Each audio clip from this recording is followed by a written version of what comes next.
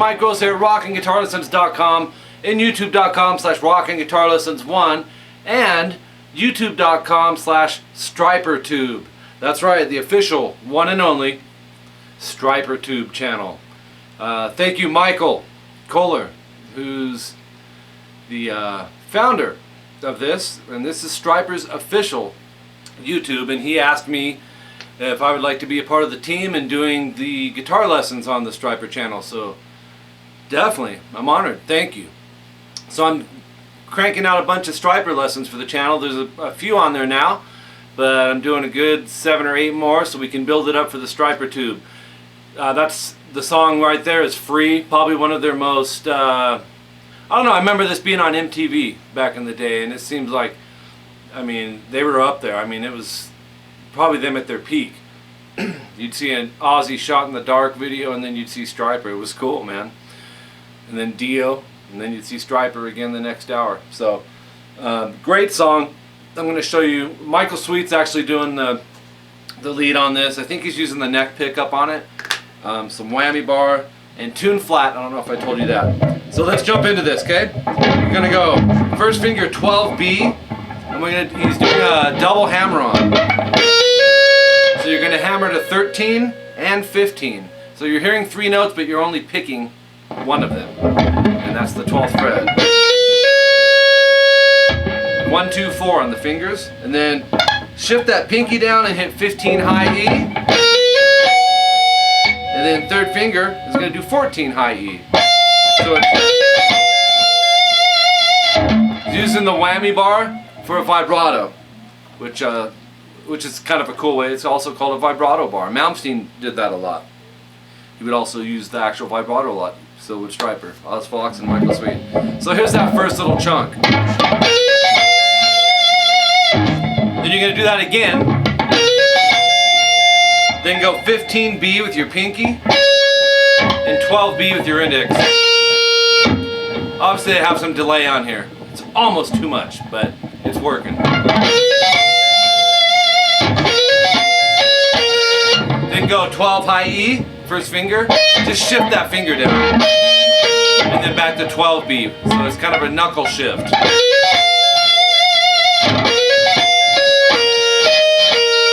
Then pick the 12 again and hammer to 15. 13B, middle finger. 12B, first finger. And you're going to hammer on and pull off to fret 13. And then back to 12. And then 14G with your third finger. He rests a second and picks it again. And then vibrato bar.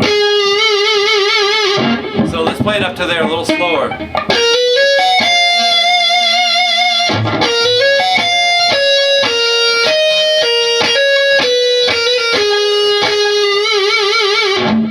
Then start it over. If you're wondering why these fingers are coming down, I talk about this in almost every lesson, because you guys are going to see my fingers coming down and thinking, why is he doing that?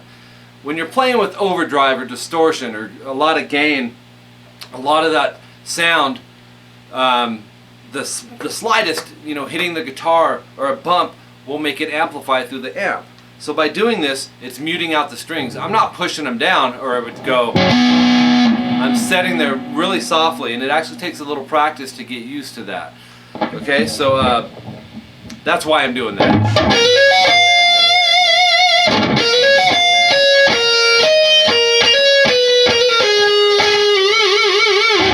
Okay, and we started it over.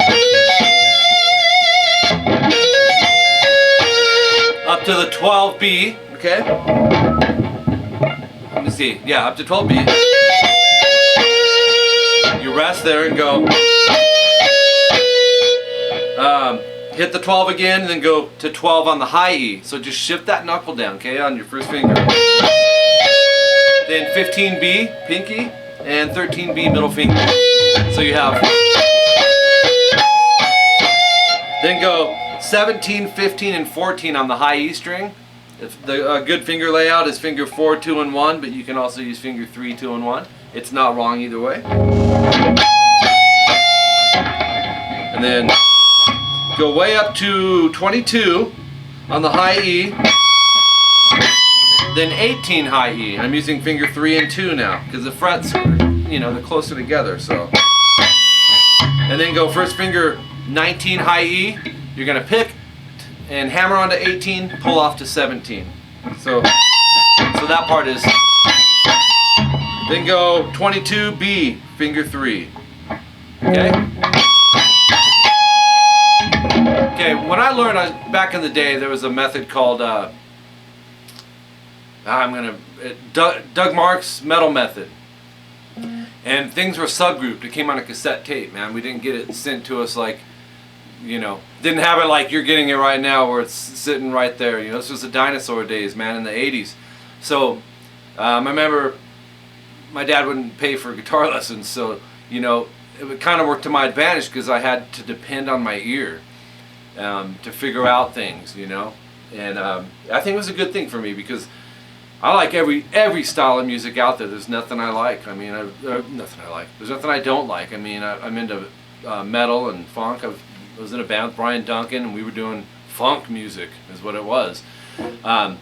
But I kind of didn't have the guidance. The one thing that did kind of shape me and guide me was a couple things. One was my buddy in high school from Yugoslavia, who was just amazing. But it was the Doug Mark's metal method. And it subgrouped the little riffs. Like I would order the Randy Rhoads, it was Ozzy, but it was all Randy's solos. And Scorpions, Matthias Jabs.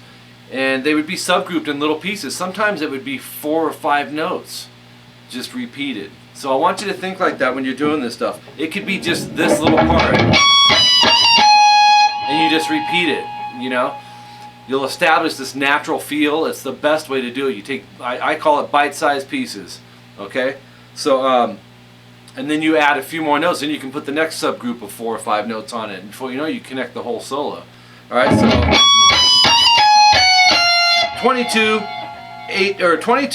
20, and 19 on the B. So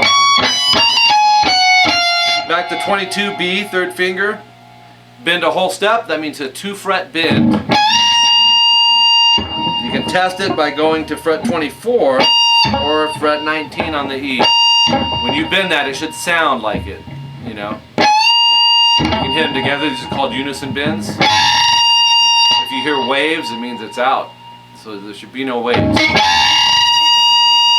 That's a full step right there. So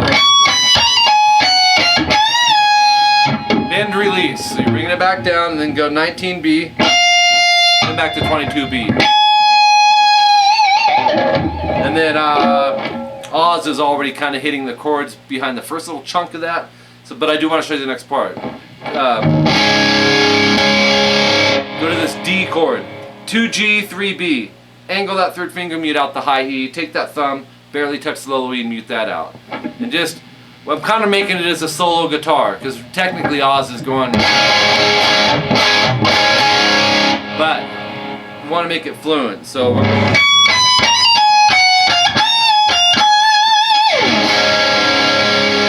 So hit it once, and then G major. A lot of rock players will do it this way. It just sounds really cool. Middle finger 3E, angle that to mute the A. We got open D, open G, 3rd fret B, 3rd fret E. Hit them twice, all 6 strings. 3A, 5D, 5A, 7D, twice. Back to the G, and then 2A, 4D, 1, 2, 3, 4.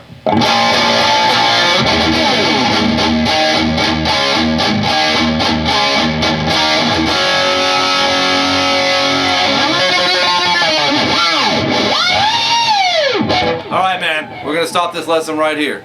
We're running short on time on this one. I'm Mike Gross. rockinguitarlessons.com is my website. It's coming sometime in 2012. I hope you guys become premium members there. It will shape your playing and give you a good foundation. When you build off a solid foundation, you can't go wrong, man. Keep an open mind with music. Don't just listen to one thing. Absorb it all. There's great players in every style. It doesn't matter whether it's country, pop, funk, jazz, metal, even Eminem. Just be open-minded is what I'm getting at.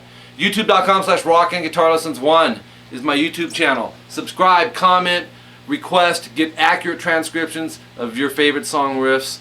And also, yeah, subscribe to this channel, or the Rocking Guitar Lessons 1. Also, subscribe to Stryper Tube. YouTube.com/StryperTube. If you're accessing this lesson from Stryper Tube, head on over and check out Rocking Guitar Lessons 1. Subscribe there and start getting better on guitar, man. Make your requests, and there's a lot of bit for everybody is the way it's coming down. There's over 600 lessons on there. So ask questions too, you guys. If you're stuck on anything, I didn't explain something good enough for you, it's okay. Ask it and I'll answer your question. I won't leave you hanging. I take care of my students, man. I've been doing this full-time since around 1992-ish, and I enjoy it. So I like seeing people excel on something. Music's a great thing. So we'll talk to you guys soon. See you later.